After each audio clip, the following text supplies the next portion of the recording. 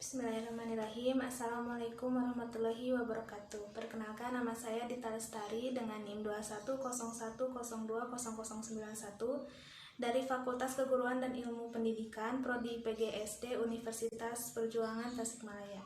Di sini saya akan menjelaskan tentang aksi terorisme dan bagaimana cara pencegahannya. Aksi terorisme tentu sudah tidak asing lagi di telinga masyarakat Indonesia. Di awal tahun ini, terorisme kembali menjadi perbincangan hangat di masyarakat karena serangan teroris terjadi 2 kali secara beruntun di tempat yang berbeda. Terorisme adalah serangan-serangan terkoordinasi yang bertujuan membangkitkan perasaan teror terhadap sekelompok masyarakat. Aksi tahun ini dimulai di Makassar, Sulawesi Selatan pada hari Minggu tanggal 28 Maret 2021. Sebuah bom bunuh diri meledak di gereja Katedral Makassar. Beberapa hari kemudian, tepatnya hari Rabu tanggal 31 bulan Maret 2021, aksi terorisme kembali terjadi di Jakarta.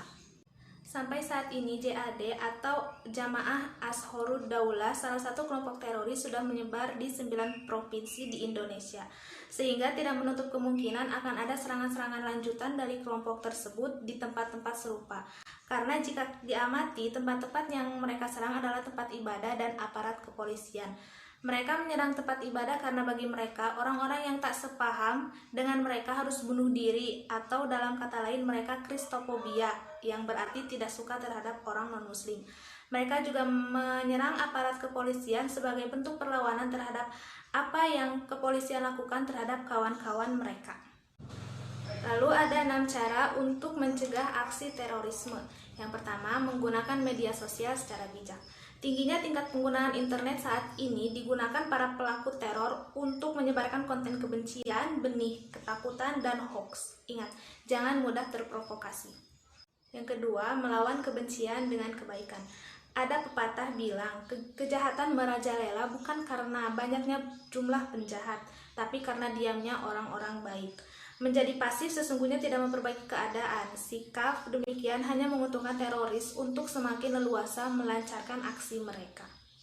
Yang ketiga, memperluas pergaulan dengan orang yang berbeda latar belakang. Tak kenal maka tak sayang. Cobalah menginisiasi pertemanan dengan orang-orang di luar inner circle kita biasanya.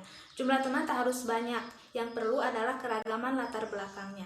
Ini akan membuatmu jadi pribadi yang tidak cepat menaruh curiga dan melakukan stigma. Kemudian yang keempat, terlibat dalam gerakan dan kampanye perdamaian. Sesekali ikutlah acara dialog publik dan aksi solidaritas yang mereka adakan. Meski mungkin kamu tak mendalami isu ini sebelumnya, nantinya kamu akan belajar hal baru dari data-data yang dihasilkan di forum semacam ini. Yang kelima, mempelajari pengetahuan agama secara kritis dan proaktif. Jika ada hal yang membingungkan dari pengajaran yang kamu terima, jangan ragu untuk bertanya agar tidak salah paham. Diskusikan juga keimananmu secara terbuka dengan anggota keluarga, komunitas, atau ulama lain. Jadilah anak muda yang kritis dan proaktif tiap kali menerima informasi. Kemudian yang terakhir, yang keenam, melaporkan tindak tanduk yang mencurigakan. Jangan abaikan gejala kecil apapun yang mengarah pada tindakan terorisme. Contoh, lingkunganmu kedatangan tetangga baru yang menutup diri dan aktivitas mencurigakan. Pertama-tama, cobalah berinteraksi dengan mereka. Jika mereka tetap enggan bersosialisasi dan tidak dapat menceritakan asal-usul secara jelas, laporkan ke pihak kelurahan. Sekian penjelasan dari saya mengenai aksi terorisme dan bagaimana cara pencegahannya.